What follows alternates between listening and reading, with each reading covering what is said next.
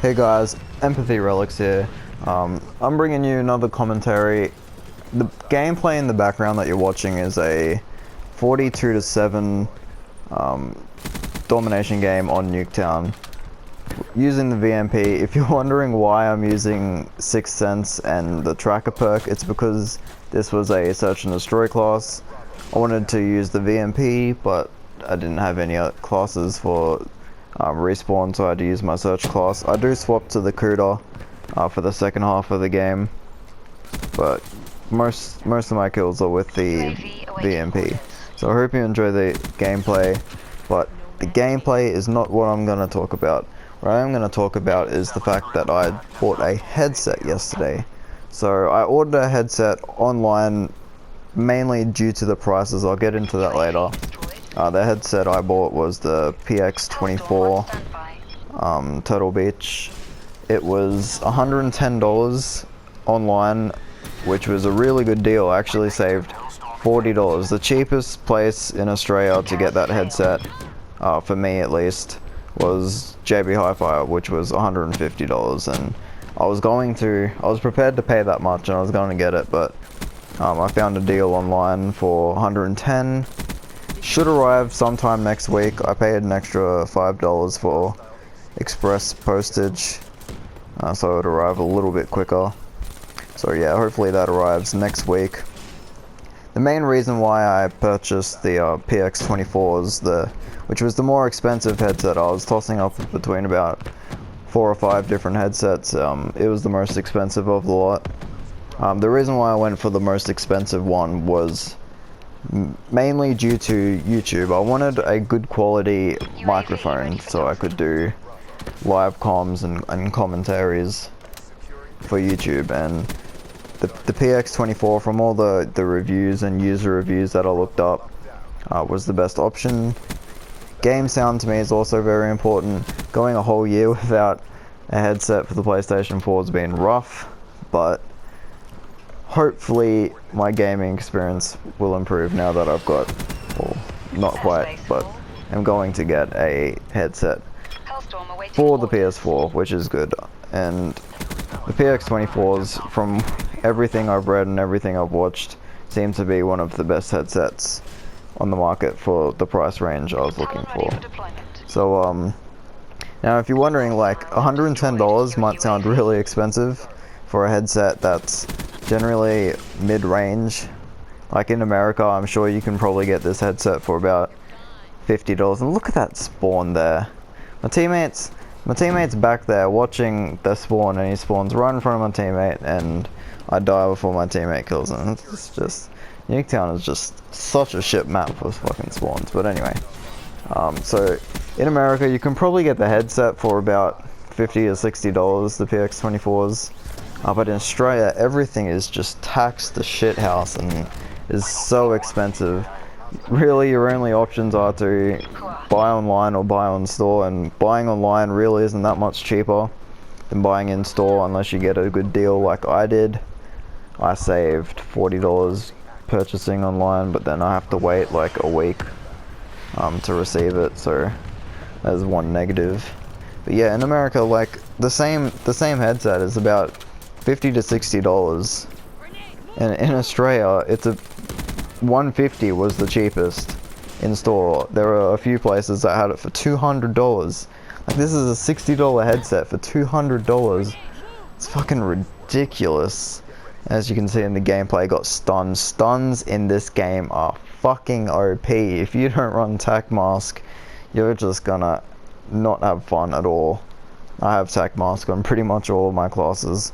Doing alright though. Joined a little bit late, about a minute into the game. So I ended up getting, I think, 42 kills, which was a pretty good effort. And here is where I swapped to the Kudo and call in my Talon. The Talon is a great kill streak to use, by the way, guys. Highly recommend using it for respawn. It's only good if you control it. The AI version of it sucks. I think I used the AI and I got like 1 kill with it once, so every time I get it I just control it. And it's really good on a map like Nuketown that's nice and open, and it's pretty small as well.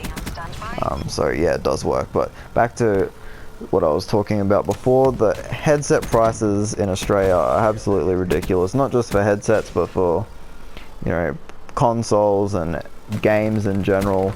Everything is just taxed the fuck out of. And if you could say, oh, but why don't you just purchase it from America or the UK or whatnot? Well, the Australian dollar is fucking abysmal at the moment. It wouldn't be worth, you know, the money you do save, and then postage and handling is the real killer. To buy something from America and to post it to Australia, it's like $30–40 postage. It's crazy. So by the time you go through all that hassle, it ends up being about the same price anyway. So pretty shitty the prices that Australians and New Zealanders, I'm sure, have to deal with. You guys in America and the UK have it easy. It's a joke how much we have to pay for gaming things and whatnot due to the incredibly high taxes. And it's got better. I remember going back maybe 5 years or so, when a game would come out at EB Games, which is basically the same as GameStop in America. It's the exact same company, I think. They're just called EB Games in Canada and Australia, New Zealand.